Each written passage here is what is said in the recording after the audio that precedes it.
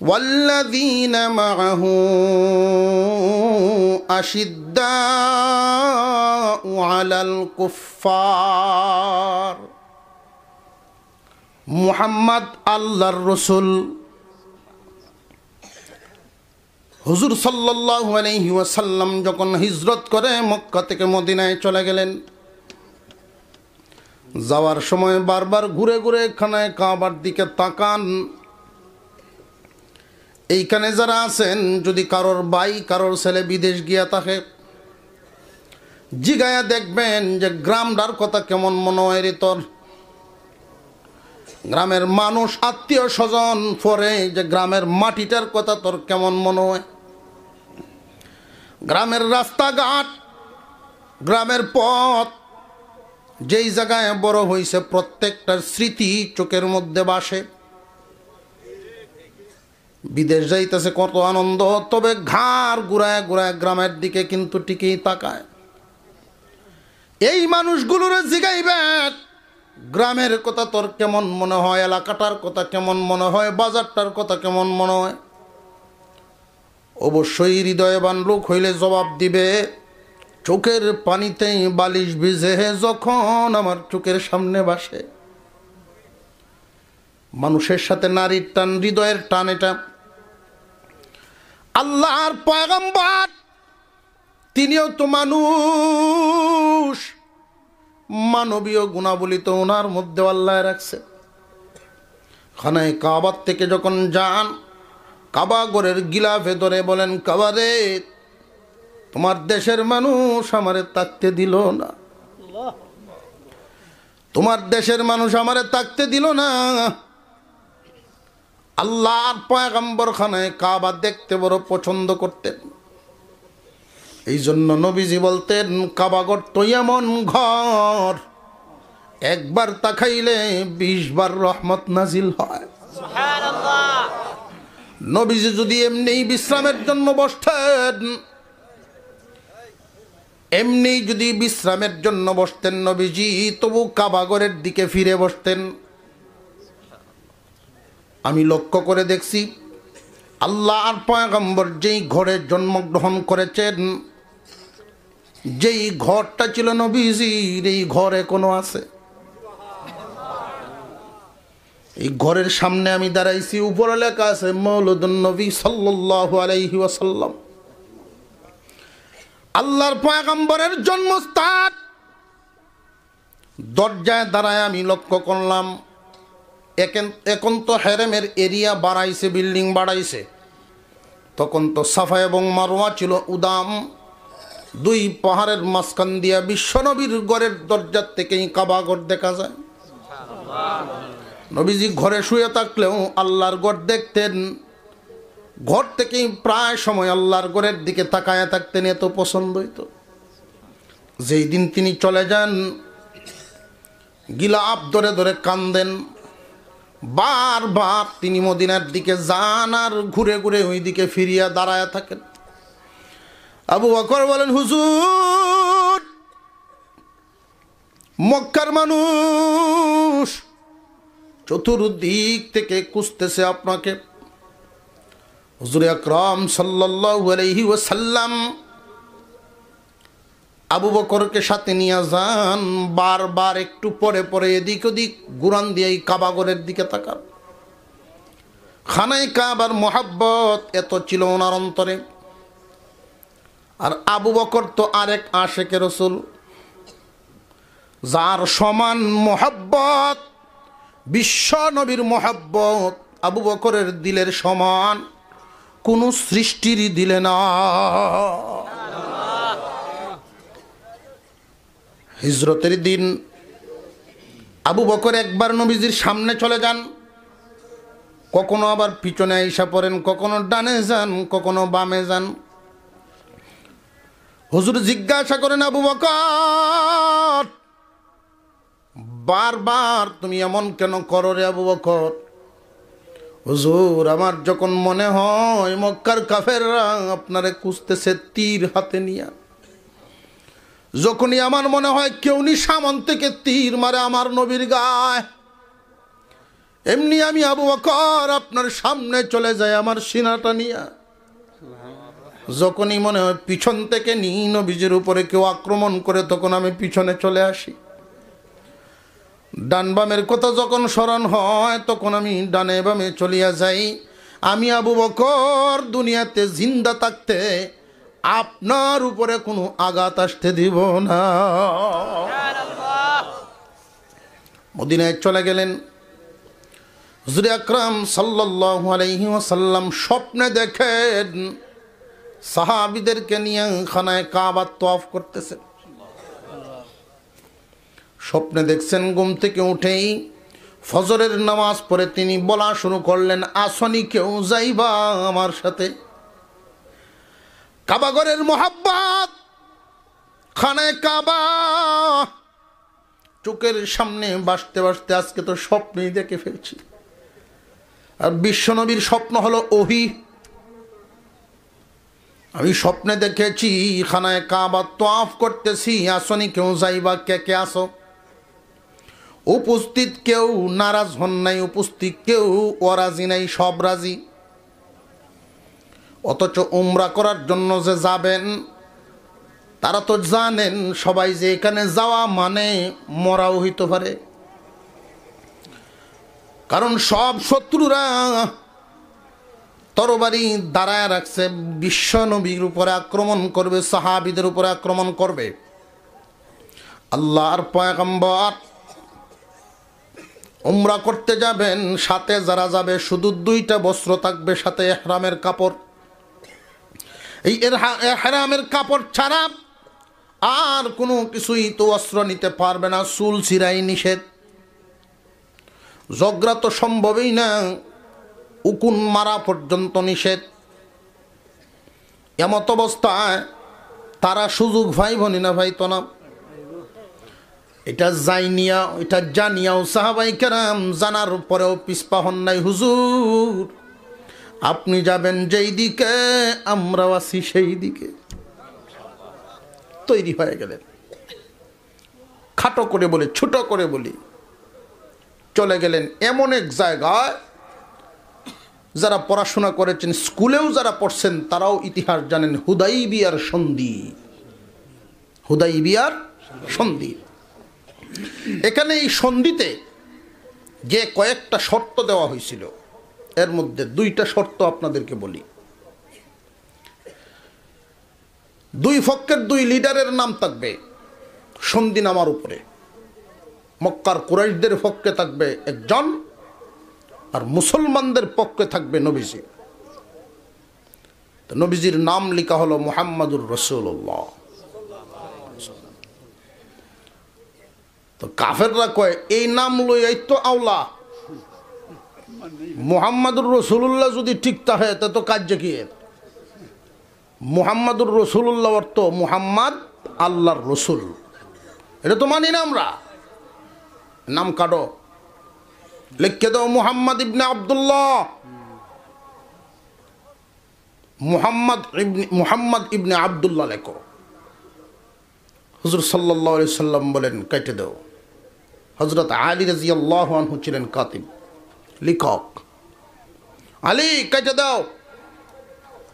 আলী রাদিয়াল্লাহু তাআলা আনহুর হাত কাঁপা শুরু হয়ে গেছে, চোখ দিয়ে পানি পড়তেছে। ইয়া রাসূলুল্লাহ, আপনার জন্য জীবন দিতে প্রস্তুত আলী,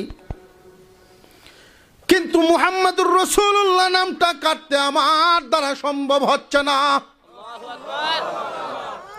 হযরত ওমর রাদিয়াল্লাহু তাআলা আনহু সহজ মানুষ না কঠিন?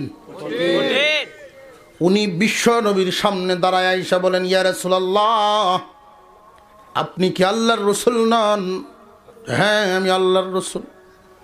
তাহলে এদের কথা আপনি কেন মেনে নিচ্ছেন? আপনি শুধু হুকুম দেন, যুদ্ধ লাগাইয়া দিব।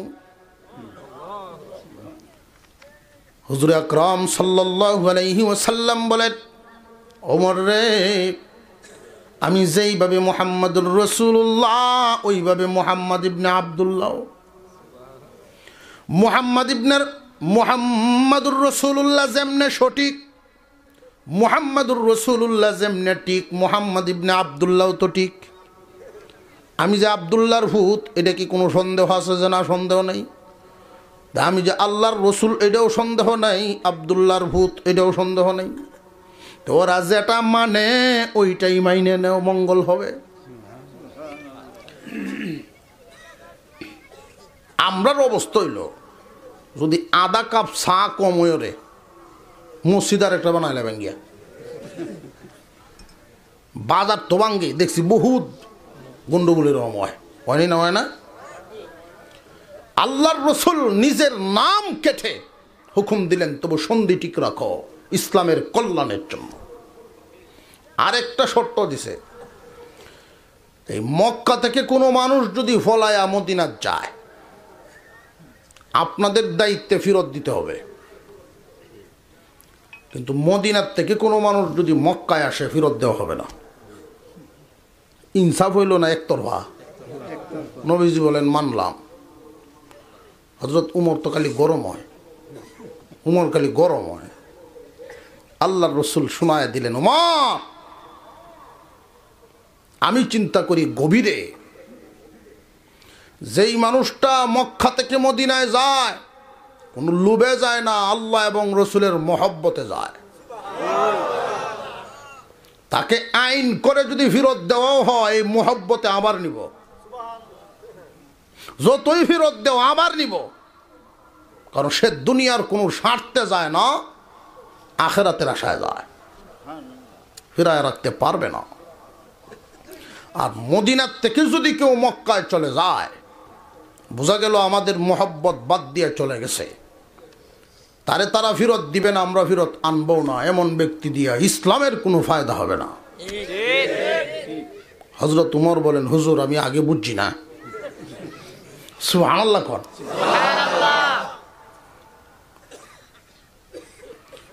হুজুর আকরাম সাল্লাল্লাহু আলাইহি ওয়াসাল্লাম সন্ধিনামা মেনে নিলেন। আল্লাহ এমন খুশি হইলেন,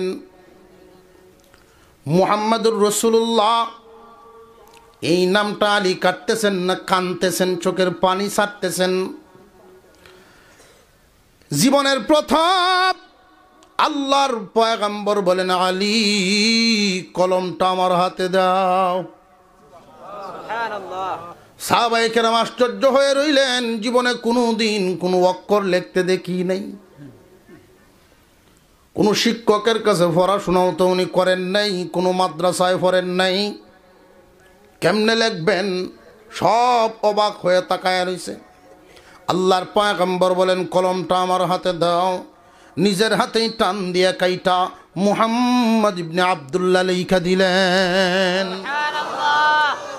আপনার আমার পয়গম্বরের যত মুজিজা, এটার মধ্যে এইটাও একটা। আল্লাহর পয়গম্বরের মুজিজা এই দিন প্রকাশ হয়। লিখতে পড়তে জানেন না, অথচ নাম কেটে লিখা দিলেন। মহান আল্লাহ পাক রব্বুল আলামিন বলেন, দোস্ত এই সন্ধিনামা একটা চামড়ার প্লেটের মধ্যে হয়েছে, খানায় কাবার দেয়ালের মধ্যে লটকায় দেওয়া হবে। রোদে পূর্বে বৃষ্টিতে ভিজবে, কয়েকদিন পরে এটা নষ্ট হয়ে যাবে। আপনি যে কাইটা দিলেন, কাইটা মাইনা নিলেন, ইসলামের জন্য আপনি নিজের দিলের তামান্না, মান, ইজ্জত নিজের নামের কোরবানি দিয়ে দিলেন। ইসলামের স্বার্থে আপনি যে ত্যাগ দিলেন, মুহাম্মাদুর রাসূলুল্লাহ কাইটা দিলেন। আমি আল্লাহ এমন খুশি হইছি, এমন খুশি হইছি, এমন জায়গায় আমি আল্লাহ লিখা দিব, দুনিয়া থাকবে যতদিন, দুনিয়াতে থাকবে ততদিন, এবং দুনিয়া যেই দিন ধ্বংস হবে, আমি আল্লাহর কালাম তো ধ্বংস হবে না, লৌহে মাহফুজে থাকবে। আমি আল্লাহ কুরআনুল কারীমে মুহাম্মাদুর রাসূলুল্লাহ আয়াত বানায় নাজিল করলাম। আল্লাহু আকবার, নারে তাকবীর, আল্লাহু আকবার, নারে তাকবীর, আল্লাহু আকবার, নারে তাকবীর, নারে তাকবীর, মাশাআল্লাহ, বীর ইসলাম জিন্দাবাদ, বীর ইসলাম জিন্দাবাদ। মাশাআল্লাহ। এরা যায় কই? উত্তর আচ্ছা আচ্ছা বেহি কইলে তো তো জরুরত থাকতারে না আমি কইতে একটা টান টুন দিয়ে আবার আয়ের বনে ওই তারে না বেশ থাকতেও তো পারে আচ্ছা আয়োগ তো মাহফিলের শেষ পর্যন্ত ইনশাল্লাহ আখির মোনাজাত করে যাব কে কে রাজি আছেন আপনারা রাজি না আখিরি মোনাজাত করে যাবেন কারা কারা রাজি একটু হাত তুলেন লম্বা করে তুলেন দেখি নারায়ে তাকবীর আল্লাহ কবুল করেন বলুন আমিন বলতেছিলাম মুহাম্মাদুর রাসূলুল্লাহ নাজিল করছেন কে আল্লাহ মুহাম্মাদুর রাসূলুল্লাহ والذين معه أشداء على الكفار মুহাম্মদ আল্লাহর রাসূল আল্লাহ পাক রব্বুল আলামিন এমন জায়গায় নাজিল করে দিলেন যেখান থেকে মুসার ক্ষমতা কেউ নাই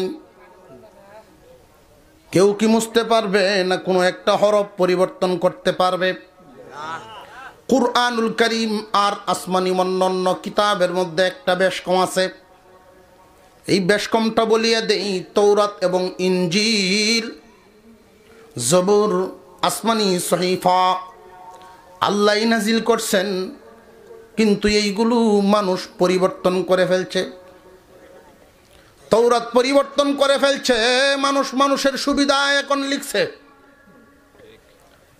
বেপরদা হওয়া হারাম তারা হাফ প্যান্ট ভিন্দা জায়েজ করেছে সুদ খাওয়া হারাম তারা সুবিধা মতো হালাল করে লইছে কথা বুঝে আসতেছে পরিবর্তন করে ফেলছে তৌরাত এবং ইনজিল এই জন্যই তো তৌরাত ইনজিল বর্তমানে যা আছে আসমান থেকে নাজিল হওয়া নয় পরিবর্তন করে ফেলল তবে একটা সংবাদ আপনাদেরকে জানায় দেই মনের শান্তির জন্য মনের সাহসের জন্য কিয়ামত পর্যন্ত কুরআনুল কারীম বিধান তো দূরের কথা কোনো একটা হরফও পরিবর্তন কেউ করতে পারবে না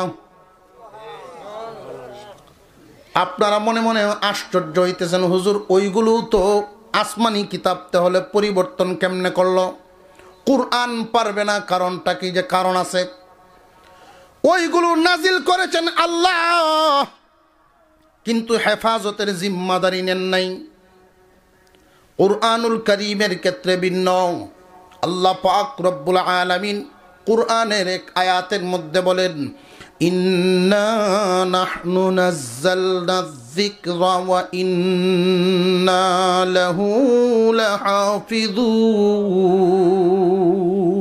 আল্লাহু আকবার কুরআন নাজিল করেছি আমি আল্লাহ হেফাজতের জিম্মাদারিও গ্রহণ করলাম আমি আল্লাহ আল্লাহ যদি হেফাজতের জিম্মাদারি গ্রহণ করেন কার এমন ক্ষমতা হরফ পরিবর্তন করে দুনিয়ার কোনো মানুষও যদি কোরআন হেফাজতের কাজ না করে আল্লাহ রব্বুল আলামিন আল্লাহর কালামের হেফাজত আল্লাহই করবেন কিন্তু দুনিয়াতে যদি কেউ কোরআন হেফাজতের কাজ করে মহান আল্লাহ ফেরেশতাদেরকে বলেন ফেরেশতারা রে আমার কাজ বান্দায় করে আমি যেই কাজ করব আমার জিম্মাদারি আমার বান্দায় পালন করে সুতরাং আমার বান্দার মর্যাদা আমি আল্লাহ বাড়ায়া দিব কোরআনের সাথে যাদের সম্পর্ক হয়ে যায় তাদের মর্যাদা কম থাকে না তাদের মর্যাদা বাড়িয়া যায় যদিও আমরার কাছে নাই যদি দেখি কোরআন ভরুয়া মেসাব আমরার কাছে দাম নাই কিন্তু আল্লাহর কাছে অনেক দাম মাদ্রাসার ছাত্র অনেক মানুষ মন থেকে পছন্দ করে না আছে না নাই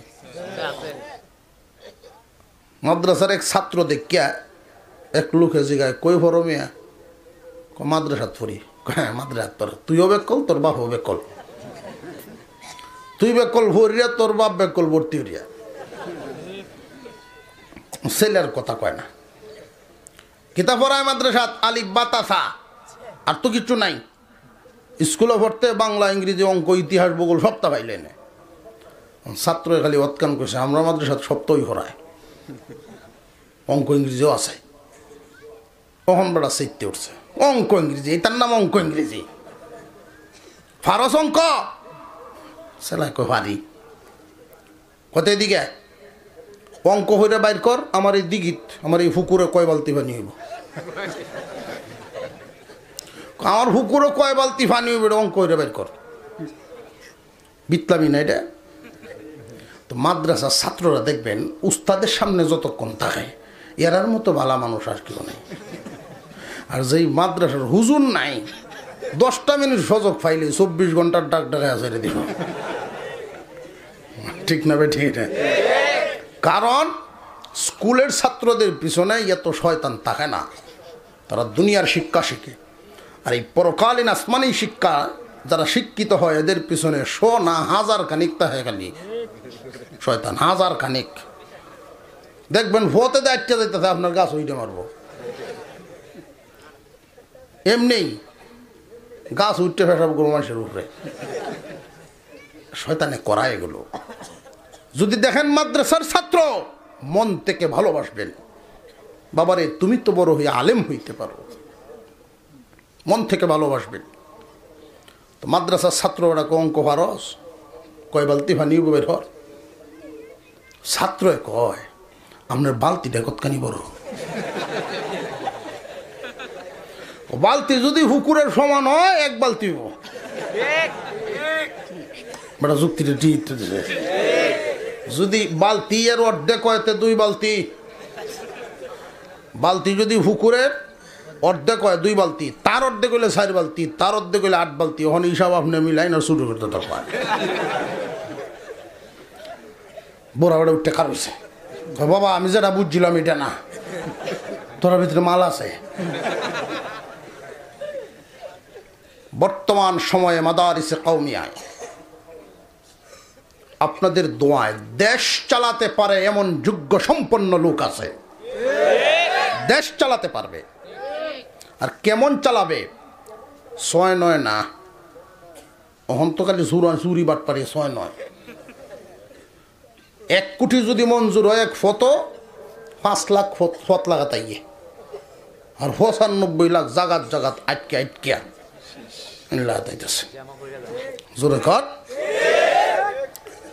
এটা মুহাম্মদুর রাসূলুল্লাহর উম্মতের বৈশিষ্ট্য না ঠিক এই বৈশিষ্ট্যটা বলা উদ্দেশ্য আমার বলতেছি নবীজি বলেন মুহাম্মদুর রাসূলুল্লাহ কাটিয়ে দাও আল্লাহ পাক কোরআনে নাজিল করে দিয়েছেন সুবহানাল্লাহ মুহাম্মদুর রাসূলুল্লাহ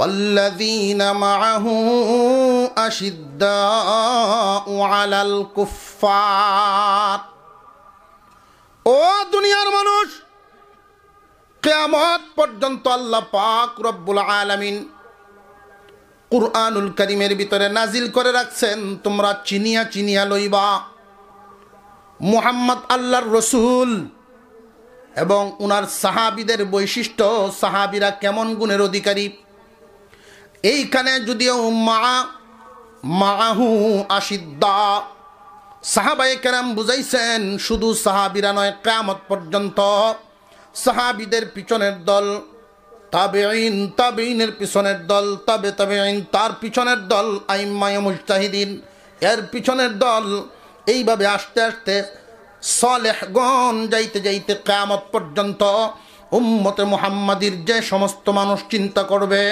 আমি নবীর দলের লোক হইতে চাই আমি মুহাম্মাদের দলের লোক হইতে চাই তারা যেন এই গুণগুলো অর্জন করিয়া নেয় আল্লাহ নিজে বলেন মুহাম্মাদের দলের লোক কারা মুহাম্মদ আল্লাহর রাসূল এবং তার দলের লোকের বৈশিষ্ট্য তিনি বলেন আশিদ্দাউ আলাল কুফার কাফেরদের বিরুদ্ধে অত্যন্ত কঠোর কাফেরদের বিরুদ্ধে কঠোর বলতে তারা কি রাস্তাঘাটে এরারে মারবো না কি জানা না কাফের ভাইলে ধরে সর মারবো বিষয়টা এমন না মুফাসসিরিনে কেরাম বলেন অন্যায়ের বিরুদ্ধে কঠোর মুহাম্মাদের দলের লোক অন্যায়ের সাথে কখনো আপোষ করবে না অন্যায়ের সাথে আপোষ করে মানুষ দুনিয়াতে 2 কারণে কয় কারণ মুখস্থ করে ফেলবেন ওয়াজ এত বড় লাগে না সামান্য নিয়ে যাইবেন আমল করবেন অন্যায়ের সাথে মানুষ আপোষ করে কয় কারণে? এক নাম্বার কারণ লোভের কারণে। একটা মানুষ লোভে পড়ে গেলে অন্যায়ের সাথে আপোষ করে ফেলে। এমন সুযোগ দুনিয়াতে দেখতেছি না? দেখতেছি না? 3 বছর আগে ক্ষেত বিক্রি হয়েছে, দলিল হয়েছে না? দলিল করে দেয় না। 10 দিন নিচে সাব রেজিস্টারও ভাগ্যাই আর কান দেয়া হয়নি না? হয় না? বাড়ি তাই পরের দিন যে কেউ মিয়া কাল আমরা নিলাম তোমারে কবেটা তোরা নিজস্ব তো ঠিকই। যেই মাত্র খালি গেছি সাব রেজিস্টারের সামনে এমনি খবর হয়েছে আমার ব্যান হাসপাতাল। তোরা ক্ষেত বড় না আমার ব্যান বড়? আচ্ছাতে আগামী মঙ্গলবার এলো। তোরার সাথে যখন যেত না বাইয়ানের বেদার সাদাল আছে, আমি যাই নেন দেয়া তাল বাহানা করে করে 3 বছর নিচে। তারাও ঘুরতে ঘুরতে মুরুগ খাওয়ায়, দাওয়াত করে না গরুর গোস্ত খাওয়ায়। উচিত হয়েছে ক্ষেত্রে ক্যা হয়নি না? হয় না? আমরা মুসলমান। আমরা কি মান? মুসলমান আমরা। আল্লাহু আকবার। কবরে থনের সময় দোয়াটা ফুরে বিসমিল্লাহি ওয়া আলা মিল্লাতি রাসূলিল্লাহ দোয়া ফুরে দিতেছি। অথচ দুনিয়ায় বড় জীবনটা বড়া কি করছে? নবীর তরিকায় তো জীবন বড় বললে ভালো না? ওহন মিল্লাতি রাসূলিল্লাহ দিতেছে। কবরে কয় বলে তুই যা বুঝদার বে সিফালিল্লাহ কারে কয় তুই যা।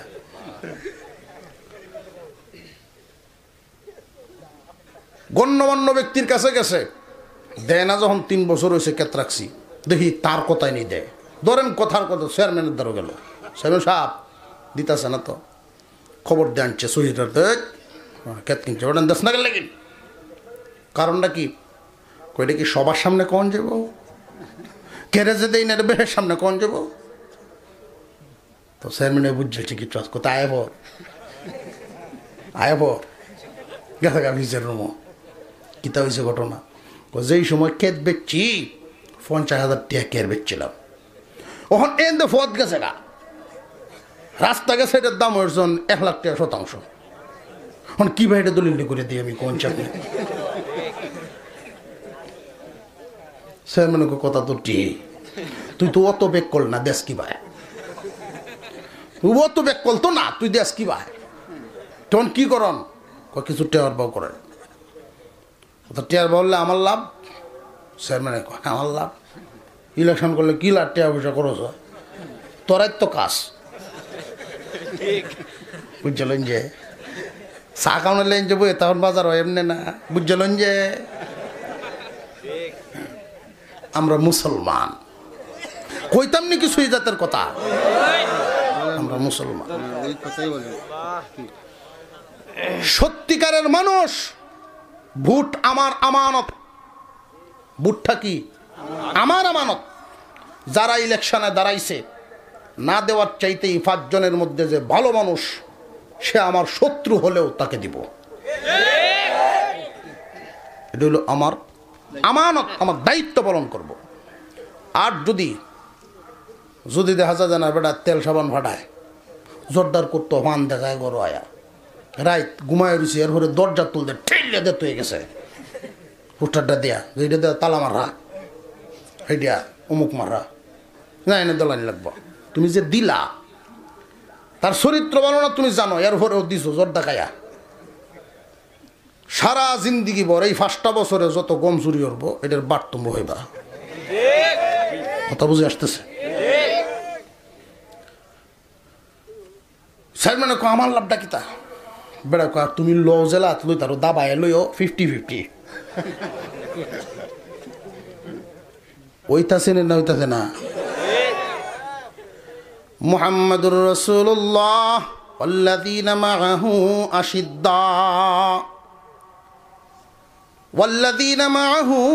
আশিদ্দাউ আলাল কুফফার।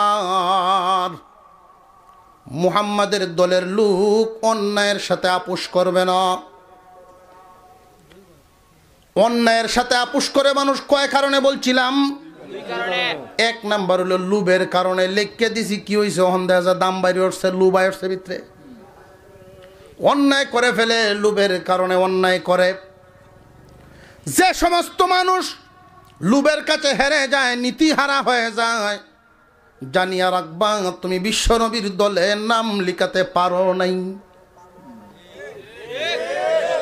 নবীর দলের নাম লেখাইতে পারো নাই, কারণ অন্যায়ের সাথে তুমি আপোষ করে রইছো। অন্যায় কাজ তোমার দ্বারাই হইতেছ, তুমি চেয়ারম্যান কিন্তু অন্যায়টারই প্রশ্রয় দিলছ। একজন মাতাব্বর ন্যায়টারে অন্যায় করে ফেললো, অন্যায়টারে ন্যায় করে ফেললো লুবের কারণে। না মুহাম্মাদের দলের লোক লুবে পরে অন্যায়কে সাপোর্ট দিবে না, অন্যায়ের সাথে আপোষ করবে না, হক কথাটা বলতেই থাকবে, হক কথাটা বলতেই থাকবে। সমাজে দেখবেন 10 জন মাতাব্বরের মধ্যে 2 জন হইলেও হক আছে।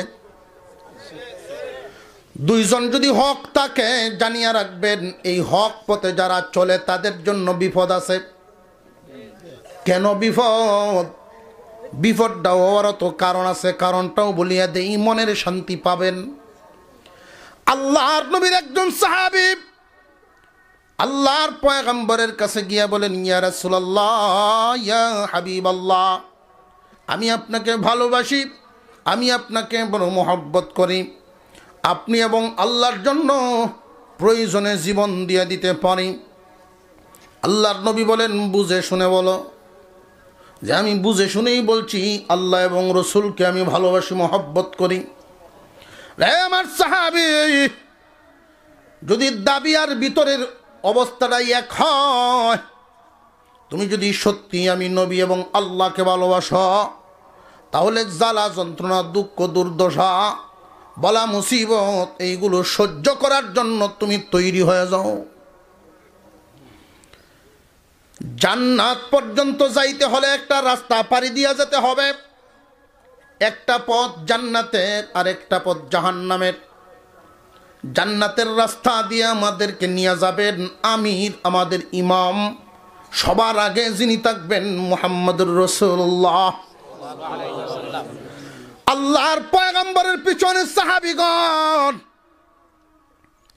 তাদের পিছনেই তাবেঈন জান্নাতের ভিতরে ঢুকবেন, তার পিছনে তাবেঈন। এইভাবে আস্তে আস্তে আমরাও এই দলে থাকতে চাই। তবে জানিয়ে রাখেন, বিশ্বনবীর এই রাস্তাটা, জান্নাতের যেই রাস্তাটা, এই রাস্তাটা বড় পিচ্ছিল রাস্তা, কাটা বিছানো রাস্তা। এই রাস্তা দিয়ে চলাটা অত্যন্ত কষ্টকর হবে। এই পর্যন্ত যত সফল মানুষ এই রাস্তা পাড়ি দিয়েছে, এমন কোনো মানুষ নাই যন্ত্রণা ভোগ করেন নাই। তুমি আমি কি নবীগণ পর্যন্ত যন্ত্রণা ভোগ করছেন? জান্নাতের রাস্তা বড় যন্ত্রণার রাস্তা। তবে মনে প্রাণে যখন মানিয়া নিবা, তখন যন্ত্রণা থাকবে না, সুখ শান্তিতে পরিণত হবে। বেলাল রাদিয়াল্লাহু তাআলা আনহুকে কাফেররা আঘাত করে রক্ত জড়ায়া দেয়, কালো বডি লাল হয়ে গেছে রক্তে। আবু বকর সিদ্দিক রাদিয়াল্লাহু তাআলা আনহু বলেন, বেলাল রে, আল্লাহর নাম জুরে জুরে নেওয়ার কারণে ওরা তোমারে মারে। আমরা তো এমন আল্লাহর উপরে ঈমান এনেছি, যাকে আস্তে ডাকলেও শুনেন, জুরে ডাকলেও শুনেন। তুমি জুরে জুরে কেন ডাকো, আস্তে ডাইকো, তাহলেই তো আর ওরা তোমারে মারে না। বেলাল রাদিয়াল্লাহু তাআলা আনহু বলেন, ভাই আবু বকর, আপনি তো আসল কথা জানেন না। আমি যখন আমার আল্লাহর নাম জুরে জুরে নেই, ওরা আমার বডিতে আঘাত করে, রক্ত জড়ায়, কিন্তু আমি ব্যথা পাই না। আমার আল্লাহর নাম উচ্চারণ করার কারণে মহান আল্লাহ আমার দিলে শান্তি ডালিয়া দেয়। জানিয়া রাখবেন, যেই বলছিলাম 10 জনের মধ্যে 2 জন হইলেও ভালো মানুষ আছে। হক কথা বলার কারণে, অন্যায়ের সাথে আপোষ না করার কারণে আপনার উপরে বলা মুসিবত আসতে পারে। এমনকি বিভিন্ন কারণে মার্ডার হইব, আরেক গ্রাম মামলা হইব আপনার উপরে। ওই তো পারেনি না, পারে না। এই সমস্ত বলা মুসিবত যখন আসবে, তখন বুঝবেন আল্লাহ আপনাকে পরীক্ষায় ফেলতেছেন আপনার মান মর্যাদা বাড়ানোর জন্য। হকের পথে থাকার জন্য যদি জেল কাটা লাগে, মনে করবেন আপনি ভালো পথে আগাইতে শুরু করছেন।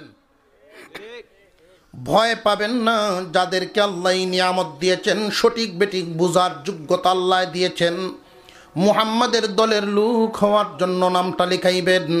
মুহাম্মাদের দলের লোক অন্যায়ের সাথে কখনো আপোষ করবে না, লুবে তারে কিনতে পারবে না, লুবে তারে কিনতে পারবে না। খুব জানিয়ে রাখবেন, লোভ দেখায় যদি কোনো মানুষকে কিনিয়া ফেলানো যায়, আমি আগেই বলছিলাম সাময়িক সময়ে ধন্যবাদ পাওয়া যায়, পরবর্তীতে অপমান। আর যদি আপনি অন্যায়ের সাথে আপোষ না করেন, আপন ভাই অন্যায় করেছে, অন্যায়টাকে অন্যায় বলেন, ন্যায়টাকে নেই বলেন, বরং আপন ভাই যদি অন্যায় করে শাস্তি ডাবল দেন। এমত অবস্থায় আপনার পরিবারের মানুষ সাময়িক সময় আপনাকে অপমান করতে পারে, কথা বলতে পারে, বিভিন্ন ধরনের জ্বালা যন্ত্রণা দিতে পারে। ভাই হইয়া ভাইয়ের বিরুদ্ধে কেমনে গেলা, তোমার মতো বাদ মানুষ কেউ নাই, কইতে তাও, কত ধরনের কথাই বলতে পারে। হক পথে থাকার কারণে কথা শুনতে হতে পারে, তবে জানিয়া রাখবেন অবস্থাটা যখন শান্ত হবে, তারাই আপনার প্রশংসা করবে। আপন ভাই, তবু অন্যায়ের সাথে উনি আপোষ করেন নাই। যেই দিন আপনি মরিয়া যাবেন, কবরটার কাছ দিয়া যদি কোনো মানুষ যায়, আপনার গুরুস্থানের পাশে দাঁড়ায়া বলবেন, না, এখানে একজন নীতিবান মানুষ শুয়ে আছে, জীবনে কোনো দিন টাকা দিয়া কিনতে পারি নাই। আপনার শত্রুরাই কবরের পাশে দাঁড়ায়া ধন্যবাদ দিবে। অন্যায়ের সাথে আপোষ করবে না মুহাম্মাদুর রাসূলুল্লাহর দলের লোক। ওয়াল্লাযীনা মাআহু আশিদ্দাউ আলাল কুফফার, অন্যায়ের সাথে কোনোদিন আপোষ করবে না। আপোষ করে মানুষ দুই কারণে, এক নাম্বার লোভের কারণে, দুনিয়ার লোভ লালসায় যেন তোমার অন্যায় পথে না নেয়। দুই নাম্বার, অপরাধীরা তোমারে লোভ দেখায়া কিনতে চাইবে, যদি কিনতে না পারে দুই নাম্বার পদ্ধতি তোমারে ভয় দেখাবে। বিভিন্ন ধরনের বালা মুসিবতের ভয়, ভয়ভীতি, হামলা মামলা, বিভিন্ন ধরনের ভয় দেখায়া তাদের দলে তোমাকে বিরাইতে চাইবে। তুমি যদি অন্যায়ের সাথে আপোষ না করো, জেল কাটলে কাটবো, তবু হককে আমি হকেই বলবো, লালকে লাল, কালোকে কালাই বলবো। সারা জীবন যদি এই নীতি ধরে রাখতে পারেন, দুনিয়ার কিছু মানুষের কাছে আপনি মন্দ লোক হতে পারেন, কিন্তু আসমানের মালিক আল্লাহ পাক রব্বুল আলামিন আপনার জন্য উত্তম ফয়সালাই করবেন। এই দুনিয়াতে যারা টাকায় বিক্রি হয়, সম্পর্কের কারণে নীতিহারা হয়, ওরা কোনো দিন সত্যিকারের ইজ্জতওয়ালা হইতে পারে না।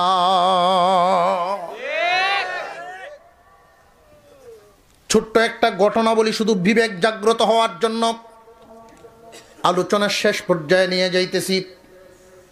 নবী করিম সাল্লাল্লাহু আলাইহি ওয়াসাল্লামের উম্মত, তকদিরের বিশ্বাস আমাদের আছে না নাই? জীবনে কোনো দিন উপবাস থাকলেও হারামের দিকে পা বাড়াবেন না, হাত বাড়াবেন না। একজন মানুষ যদি ইচ্ছাকৃত হারাম না খায়, কোনো মানুষ ইচ্ছাকৃত হারাম খাবে না বলে সে তওবা করে ফেলছে, আমি আর হারাম খাবো না। জীবনে অনেক সুদ খাইছি, অনেক ঘুষ খাইছি, অনেক অন্যায় করেছি, আর কোনো দিন করব না। আমরা রে বানাইছেন কে? জবান খুলে বলেন কে? রিজিক দেওয়ার মালিক কে?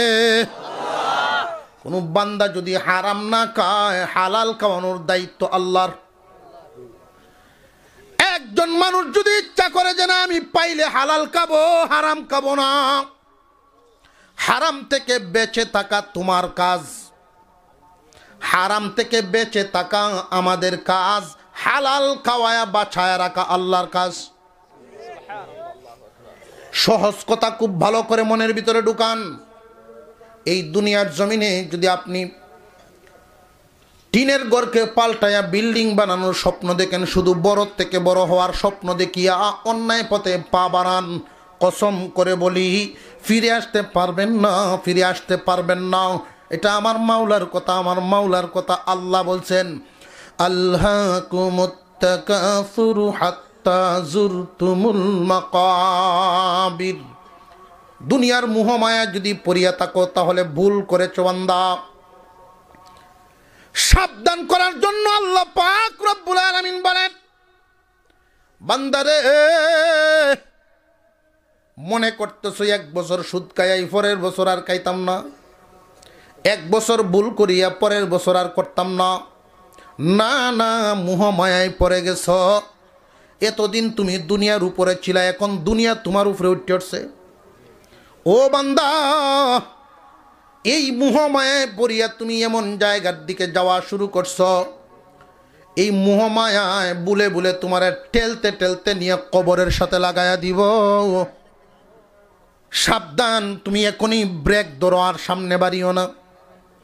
এখনই ব্রেক ধরো, হাত ব্রেক ধরো, আর সামনের দিকে কদম বাড়াবো না। তুমি যদি 3টা দিন প্রয়োজনে উপাস থাকো, তবু হারাম খায়ও না। 3 দিন লাগে না। আমার আল্লাহ এত দরদি, এত মায়া। এই মানুষগুলোরে আল্লাহ বড় মায়া করেন, না খাওয়ায় মারবেন না। হারাম না খাওয়া আমাদের কাজ। হারাম ধরবেন না, পরের মালের লোভ করবেন না, পরের মালের লোভটা করবেন না। যার হক তারে দেন, সবর করেন। নিজে যদি সবর করতে পারেন, মনটারে বোঝাইতে পারেন, মন রে তুমি যদি সুদ খাও, ঘুষ খাও, তাহলে হয়তো 2 তলা 3 তলা বিল্ডিং বানাইবা। যদি না খাও তাহলে ছালের নিচে তো থাকতে পারবা। আল্লাহ এই ব্যবস্থা তো দিছেন।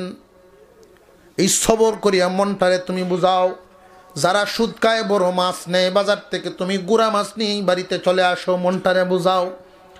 যদি সবরের সাথে হালালের উপরে থাকতে পারো, মহান আল্লাহ তোমার রিজিকে যা আছে হালাল ফন্তায় তোমার সামনে হাজির করবেন। একজন মানুষকে দুনিয়াতে পাঠানোর 50,000 বছর আগে তকদির লেখা হয়েছে। যদি 1 কোটি টাকার মালিক অন্যায়ভাবে হয়, তার তকদিরের বাহিরে 1 টাকাও খাইতে পারবে না, বাকিটা দুনিয়ায় পড়ে থাকবে। মুসলমান জানিয়া রাখবেন, কথাটা মুখস্থ করে ফেলবেন, হারাম থেকে বেঁচে থাকা আমাদের কাজ, আর হালাল খাওয়ায়া বাছায় রাখা আল্লাহর কাজ। আল্লাহ যদি চান তোরে না খাওয়ায় না খাওয়ায় দুনিয়ার থেকে নিয়ে যায়, তবু আপনি কোন অবস্থায় রইলেন? হারাম না খায়া উপবাস আছেন, হালালের আশায় রইলেন। যদি আল্লাহ তোমার এই অবস্থায় না খাওয়ায়া নিয়ে যান, তুমি শরাব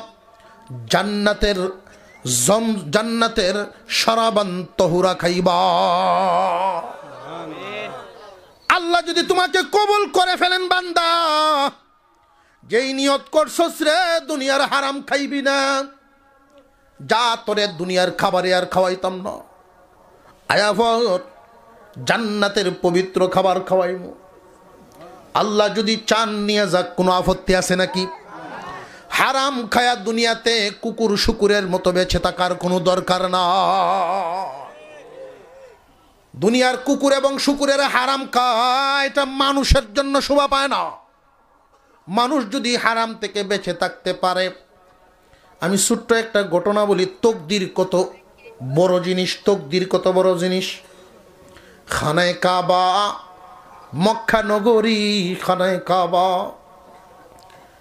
হজ করার জন্য মানুষ যায়। ওইখানে একজন যুবকের বাড়ি ছিল, তার নাম ছিল কাজী আবু বকর। এই কাজী আবু বকর মক্কা নগরীতেই বসবাস করেন। কোরআনের হাফেজ।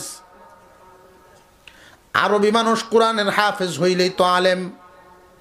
কোরআন যেহেতু পড়েন, জানেন, অর্থ বোঝেন, তার মাসলা মাসাইল জানা। গরিব মানুষ, এত গরিব মানুষ, এত গরিব, ছোটবেলায় মা বাবা দুজন মারা গেছে, কেউ তারে দেখার নাই। পরের বাড়িতে কাজ করলে খাবার আছে, কাজ নাই, খাবার নাই। এই হলো জিন্দিগি। লোকটা কি ধনী না একবারে গরিব? হজের মৌসুমে হাজিদের খেদমত করেন, হাদিয়া যা পান তা দিয়া খাবার রুটি জুগে। হঠাৎ করে একদিন এই যুবকের সামনে আগের দিনের ক্ষতি চিনতেন তো দানের ব্যাপারীর আর কমরও থাকতো।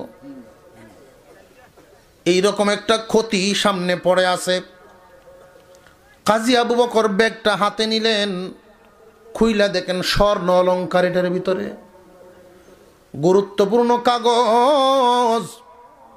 বুঝে ফেলেছেন অনেক গুরুত্বপূর্ণ ব্যাগ এটা। আচ্ছা বলেন দেখি, যিনি হারাইছেন অবশ্যই তো পেরেশান। আর এই যে গরিব মানুষে পাইছেন, আমরার মতো গরিবে পাইলে মাসলা বের করলাম হয়। আমরা যদি রমিতাম আল্লাহ মনে হয় বাহুটে দিছে, কষ্ট বিষ্ট হইলে যে ঝলি জোরে কর। কিন্তু এই কাজী আবু বকর এই কথা বলেন নাই, তিনি চিন্তায় পড়ে গেছেন, আরে মালিক কেমনে ভাই। নিজের কাজ কাম বাদ দিয়া বিশেষ করে যুবকদের জন্য এই ঘটনাটা শোনায় দিতেছি। এখন জীবন এবং চরিত্র গঠন করার সময় তোমাদের। সাবধান হইয়া রাস্তা চিহ্নিত করো, তুমি কোন রাস্তায় চলবা। যদি এখন এই রাস্তা ঠিক করতে পারো, মুসিবত যতই আসে রাস্তা ছাড়বা না। তুফান যতই আসুক তুমি তোমার জায়গা ছাড়বা না। আল্লাহ তোমাকে এখান থেকে উপরে উঠাইবেন। হারাম পথে কুটিপতি হইয়া লাভ নাই, হালাল পথে মুঠা বাতে মুঠা কাপড়ের দিন যাপন করো। তবু তার চাইতে তুমি সরস। হাতি যত বড়ই হোক খাওয়া কিন্তু হালাল না। ছাগল যত ছোটই হোক খাবার খাওয়া হালাল। ছাগল ছোট হইলেও হালাল, হাতি বড় হইলেও কি হারাম। 20 তলার মালিক হইলেও লাভ কি, তোমার মালটা তো হারাম। আর 1 কাঠা ক্ষেত 10 কাঠা ক্ষেত নিয়ে কোনো রকম পরিবার নিয়ে চলে, দামি কাপড় নাই, দামি বিছনা নাই, তবু আল্লাহর কাছে তারই দাম, কারণ হালাল। হালাল মাল পবিত্র, হারাম মাল অপবিত্র। পাক আর না পাকে যেই পরিমাণ ব্যবধান, হালাল হারামে তো এই পরিমাণ ব্যবধান। কাজী আবু বকর ব্যাগটা নিয়ে ঘুরতেছে, কাজ কাম নাই, নিজের কাজ বাদ দিয়া মালিক তালাশ করে। তাবুতে তাবুতে যায়, তাবুতে তাবুতে গিয়া ঘুরে। হারাইছেন নি কেউ কোনো মূল্যবান ব্যাগ থাকলে তত্ত্ব দেন, উপযুক্ত প্রমাণ দিয়া নিয়ে যান। আমি একটা ব্যাগ পাইছি, বড় কষ্ট হইতেছে আমার ঘুরতে, কারণ পরের মালের বোঝা অনেক ভারী হয়। মুমিনের কাছে যেই মানুষটা মুহাম্মাদের দলের লোক, পরের মালের বোঝাটা অনেক ভারী হয়। আর সে যদি মুহাম্মাদের দলের লোক না হয়, বইনের মাল বাইয়ের মাল সব তাই হজম করতে চাইব। জোরে কর। আগের কাতারের মুসল্লি হইলে লাভ নাই, পরের মাল খাইছ। পরের মাল খাওয়াত কি মজা রে। এক বেটা কইতেছে আমরা এলাকার চেয়ারম্যানে 3টে লেফটিন খাইছে। কইলাম এইটা কেমনে বেটা, এটা কি সম্ভব? হুজুর আমরা বাজারও সরকারি বাজার আইছেন, 3টে বাথরুম এটি করছে না, খাইছে। ও আচ্ছা আচ্ছা, হইবে খাইছে। পরের মাল, পরের মাল খাওয়ার কি মজা। মুসলমান ইমানদার ভাইয়ারা আমার, কাজী আবু বকর ঘুরতেছেন, পরের মাল বড় বোঝা হয় রে মুসলমান ইমানদার ভাই। কাজী আবু বকর 3 দিন ঘুরলেন। 3 দিনের একবারে শেষ মাথা সন্ধ্যার আগ মুহূর্তে একজন বুড়া মানুষ, এলোমেলো চুল, হাজি সাহেব, দৌড়ায় আসতেছেন আর বলতেছেন তোমরা কে গো? মুহাম্মাদের দেশের মানুষ, আমার একটা ব্যাগ হারায় ফেলছি, তোমরা কি কেউ পাইছনি? আমি হজ করতে আসছিলাম তোমাদের দেশে, আমার কাগজপত্র সহ এই ব্যাগের ভিতরে ছিল। আমি দেশেই ছাড়বো কেমনে, নিজের দেশেই যাব কেমনে? মুহাম্মাদের দেশের মানুষ, তোমরা তো বড় চরিত্রবান। আমার ব্যাগটা কি কেউ পাইছনি? এই আওয়াজটা তার কানে আইসা বাজছে। তন্দ্রার বাবাই সে না খায়া 3 দিন যাবৎ ঘুরতেছে, হাঁটতে পারে না, পায়ে পায়ে বাড়ি লাগে। কাজী আবু বকর না খায়া 3 দিন কাটাইলো, অথচ ব্যাগের ভিতরে স্বর্ণের টাকা আছে, স্বর্ণ অলংকার আছে। ওইটা খায় না, কারণ এটা তো তার না। সে তার পথে আছে, না খায়া থাকবে, হারাম খাবে না, এটা হইল তার দায়িত্ব। এমনি বুড়া মানুষের কথাটা শুই না, এই তন্দ্রার বাপ দূর হয়ে গেছে। ঘাড় ঘুরায় দেখে একজন হাজী সাহেব পেরেশান হয়ে এই কথা বলতেছেন, ও মুরব্বী, কি হারাইছেন আপনি? যে বাবা রে, আমার এই কালারের একটা ব্যাগ, ব্যাগের ভিতরে আমার এই ছিল, সব তত্ত্ব মিলে গেল। যুবক তার ব্যাগ থেকে বের করে দিয়ে দিলেন, নিন, 3 দিন যাবৎ আমিও ঘুরতেছি, 3 দিন যাবৎ আমি ঘুরি, পরের মালের বোঝা তো অনেক ভারী হয়, আমার খাওয়া নাই, কাজ নাই, খাইবো কেমনে? বুড়া মানুষে জিজ্ঞাসা করে, বাবারে, তোমার ভিতরে কি স্বর্ণ টাকার লোভ নাই? যে হ্যাঁ, লোভ আছে, তবে হালালটার লোভ, হারামটার লোভ নাই, কারণ আমি মুহাম্মাদের দলের লোক। ফলের পরের মালের লোভ আমার অন্তরে নাই। বুড়া মানুষটা এমন খুশি হয়ে গেছেন, এত খুশি হয়েছেন, উনি স্বর্ণের 2টা টাকা বের করে তারে হাদিয়া দিলেন, বাবা নে, ওইটা এখন তো তোমার জন্য হালাল। কাজী আবু বকর কয়, না, আমি এই মুহূর্তে হাদিয়া নিব না। কেন নিবা না? হাদিয়া নেওয়া তো হালাল, হাদিয়া নেওয়া সুন্নত। হ্যাঁ, এটা আমিও জানি, কিন্তু এই মুহূর্তে নিব না। কুরআনুল কারীমের ভিতরে আল্লাহ বলছেন, সবরকারীর পুরস্কার আল্লাহ দিবেন। আপনি বান্দার কাছ থেকে নিলে ওই দরজা বন্ধ হয়ে যাবে। আল্লাহর কাছ থেকে পাওয়ার আশায় রইলাম। আপনি হাজী মানুষ, আমার জন্য শুধু দোয়া করবেন। নবীজি বলছেন, হাজী সাহেবকে আল্লাহ এমন ভাবে মাফ করেন, নবজাতক শিশুর মতো হয়ে যায়। হাজী সাহেব বুড়া মানুষ, তার দিকে তাকায় রইছে। এই বয়সের যুবক, তার চরিত্র কত ভালো! এত কম বয়সের যুবক, চরিত্র কত ভালো! তাকায় দেখতেছে আর ভাবতেছে, আমার নবীর চরিত্র তো কত সুন্দর ছিল। আমার নবীর চরিত্রের মতো তোমাদের চরিত্র। ওই কাতারের লোক, ওই দলের লোক, এই জন্যই তো আজকে এই রং পাইলাম, এই ঘ্রাণ পাইলাম, নবীর চরিত্রের ঘ্রাণ পাইলাম রে যুবক। তোমার কাছে আলাদা হয়ে গেলেন, যুবক রইলেন যুবকের দেশে, মুরব্বী চলে গেলেন তার দেশে। যুবক অনেক দিন পরে কাজী আবু বকর দ্বীনি কাজের জন্য, সফর করার জন্য রওনা দিছেন একটা কাফেলা নিয়ে। পানিপথে নৌকা দিয়ে যান, হঠাৎ করে বিশাল ঢেউয়ের কবলে পড়ে গেছেন। অ্যাক্সিডেন্ট হয়ে গেল। কে কোন দিকে চলে গেল কারোর কোনো খবর নাই। একটা তক্তার উপরে ভর করে করে মহান আল্লাহ এই যুবককে ঢেউয়ের তালে তালে নিয়ে একটা দ্বীপের মধ্যে লাগাইছে। দ্বীপের মানুষ তারে উদ্ধার করে নিল। সেবা যত্ন করার পরে যখন তার হুঁশ ফিরছে, হুঁশ ফিরার পর জিজ্ঞাসা করছে, কথাবার্তা হইল, দিনের কাজে আসছিলাম। মুরব্বীরাও বলতেছেন, আমাদের এই দ্বীপের মানুষ তোমারে উদ্ধার করেছেন। আমরা এই দ্বীপে যারা আছি বেশিরভাগই নতুন মুসলমান, নামাজ কালাম জানি না। যুবক বাবা, তুমি যেহেতু এখানে আসছো, আল্লাহ তোমাকে আনছেন, যে কোনো উসিলায় তুমি কিছুদিন থাকো। মুসলমান ইমানদার ভাইরা আমার, আল্লাহ পাক রব্বুল আলামিন এই যুবককে দ্বীপের মধ্যে নিলেন। যুবক এইখানে কয়েকদিন থাকার নিয়ত করে ফেলছেন।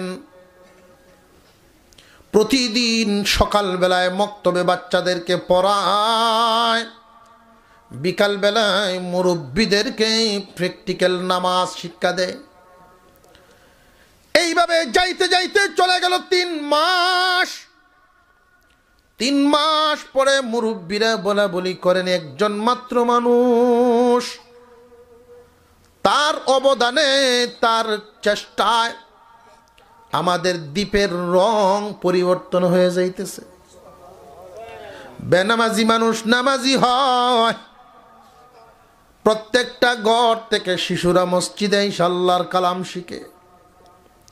এই যুবক ছেলেটারে যদি আমরা রাইখা দিবার পারতাম কতই না ভালো হইতো। কেমনে রাখবো, কেমনে রাখবো? আলোচনা করো, যুবকের সাথে আলোচনা করো। পরের দিন 2-3 জন মুরব্বী গিয়া জিজ্ঞাসা করলো, বাবা রে, তোমার বাড়িতে কে কে আছে? না, আমার বাড়িতে কেউ নাই, মা নাই, বাবা নাই, আপন ভাই বোন নাই, আমি এতিম। মাদ্রাসায় পড়ে আল্লাহর কালাম হিফজ করেছি, আপন বলতে কেউ নাই, কাজ করি, খাবার খাই। আমরা যদি তোমার দ্বীপে রাখি, ভালো গড় দেইকা তোমার একটা বিয়ে করায় দেই বাবা, তুমি এখানে থাকো, তোমার উসিলায় দ্বীপের মানুষ দিন পাইব। তোমারে ভালো ধনী পরিবার দেখে বিয়ে করায় দেই। কাজী আবু বকর বলেন, আমি রাজি আছি, তবে একটা শর্তে। বিয়ে করায় দিবেন, মেয়েটা যেন দিনদার হয়, এটা হইল আমার শর্ত। ধনী না গরিব দেখার ব্যাপার নয়, দিনদার বিবি হইতে হইব। কারণ আমি মুহাম্মাদের দলের লোক। আল্লাহর নবী বলছেন, গুণ দেইকা বিয়ে করবা।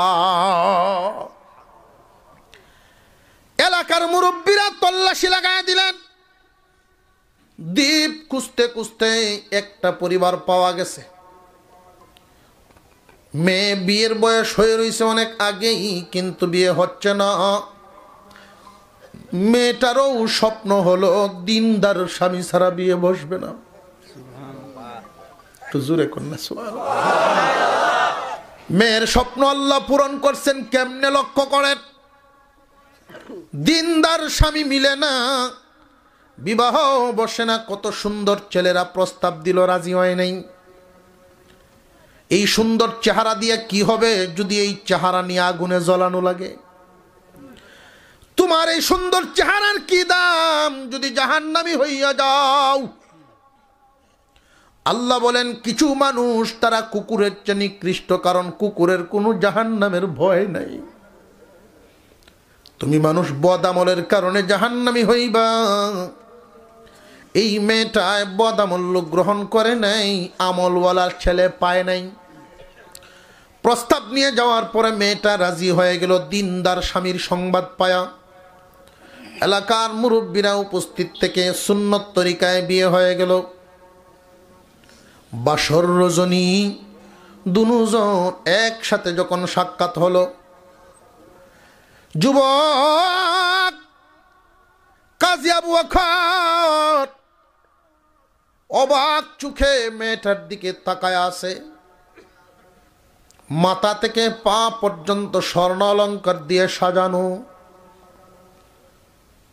বহু টাকার মাল তার গায়ের মধ্যে আছে। মেয়েটা জিজ্ঞাসা করে, স্বামী হে,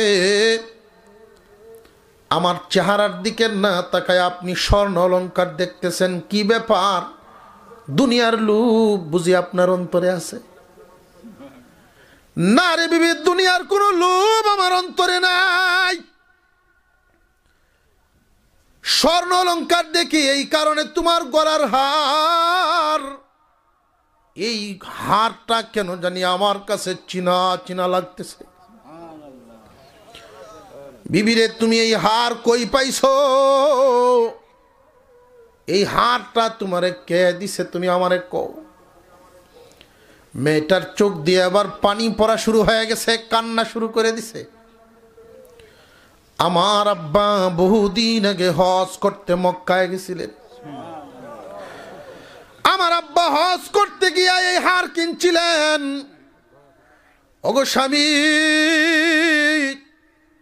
এই হার যেই ব্যাগের ভিতরে রাখছিলেন, ব্যাগটা সহ হারায় ফেলছিলেন। মক্কার জমিনের একজন আল্লাহর ওলি এই ব্যাগটা পায়া আব্বার হাতে উঠায়া দিছিলেন। বিনিময়ে কোনো হাদিয়া পর্যন্ত নেন নাই। আব্বা খুব চোখের পানি জড়ায় জড়ায় তার জন্য দোয়া করছে। আমার আব্বা যতদিন জিন্দা ছিলেন দুনিয়ায়, এমন কোনো দিন নাই যুবকের জন্য দোয়া করেন নাই। আমাকে মাঝে মাঝে বলতেন, মারে তোর দিনদারি দেখলে আমার মনে হয় মক্কা যদি আমার কাছে হইতো, ওই যুবককে এনে তার হাতে তোমারে উঠায়া দিতাম। আমার আব্বা আজকে দুনিয়াতে নাই, হারের কথা কই আমার বাবার কথা আপনি স্মরণ করায়া দিলেন। কাজী আবু বকর ভাষা হারায় ফেলছেন, কথা বলতে পারতেছেন না, হাউমাউ করে কাঁদতেছেন উনিও। স্বামী, আপনি কেন কাঁদেন? কাজী আবু বকর বলেন, আল্লাহ যে বলছেন সবরকারীর পুরস্কার দিবেন। ইন্নামা ইউওয়াফাস সাবিরুনা আজরাহুম বিগাইরি হিসাব। আল্লাহ পাক রব্বুল আলামিন বলেন, সবরকারীর বদলা আমি আল্লাহ এমন ভাবে দিব কল্পনাও করতে পারবা না। কাজী আবু বকর বলেন, কল্পনা করতে পারি নাই, জীবনে ভাবি নাই আমার আল্লাহ এইভাবে আমারে বদলা দিবেন, আমি ভাবি নাই। স্বামী, কি হয়েছে একটু খুইলা বলেন। রে বিবি, তুমি যার কথা বলতেছো মক্কা নগরীর যুবক আল্লাহওয়ালা, এই যুবক আর কেউ নয়, তোমার স্বামী কাজী আবু বকর। আমি এই হারটা পাইছিলাম ব্যাগ সহ, পরের মালের বোঝা বাড়ি হয়। 3 দিন যাবত না খায়া মক্কার রাস্তায় রাস্তায় ঘুরছিলাম। এই ব্যাগটা তোমার আব্বার কাছে পৌঁছায়া দেওয়ার জন্য না খায়া 3 দিন মক্কার গলি গলি ঘুরছি। 3 দিন পরে উঠায়া দিছি। তোমার আব্বা আমার জন্য দোয়া করছেন। বিনিময়ে কোনো কিছু নেই নাই, আল্লাহর কাছ থেকে পাওয়ার আশায় আমার মাওলাই বুঝে এইভাবে দিলেন। হার তো দিলেন দিলেন, হারের মালিক সহ আমারে দিয়া দিলেন। সৎ পথে থাকবেন, উত্তম বদলা দেওয়ার মালিক আল্লাহ। অনেক রাত হইছে, শিক্ষা হাসিল করে যাবেন, নীতি সারা জীবন অটল রাখবেন, আল্লাহ আপনাকে ঠেকাবেন না। কেউ যদি পরের জমিনে কাজ করেন, নিজের নাই কামলা দেন, নীতি ঠিক রেখে চলেন, 12 বছর লাগবে না। 12 বছর লাগবে না, আপনার দিন ঘুরে যাবে। নীতি ঠিক রাখবেন। নীতি যদি বদলায় ফেলেন, নীতির কাঠা যদি লড়ে যায়, সারা জীবন কাপড় ভিজা থাকবে, শুকাবে না। নীতি ঠিক রাখবেন, 12 বছরের ভিতরে আল্লাহ ঘুরায় দিবেন। হাকিম লোকমান গোলাম থেকে আমির, আদর্শ ওনার এটা। পরের কাজকে নিজের মনে করে করতেন, পরের কাজকে নিজের মনে করে করবেন, দিন বদলায় দিবেন আল্লাহ। আমরা তাহিয়াতুর সুরতে বসি, আস্তাগফিরুল্লাহ দুরূদ শরীফ পড়ি। আস্তাগফিরুল্লাহ রাব্বি মিন কুল্লি যামবিন ওয়া আতুবু ইলাইহি লা হাওলা ওয়া লা কুওয়াতা ইল্লা বিল্লাহিল আলিয়্যিল আযীম। আস্তাগফিরুল্লাহ রাব্বি মিন কুল্লি যামবিন ওয়া আতুবু ইলাইহি লা হাওলা ওয়া লা কুওয়াতা ইল্লা বিল্লাহিল আলিয়্যিল আযীম। اللهم صل على سيدنا مولانا محمد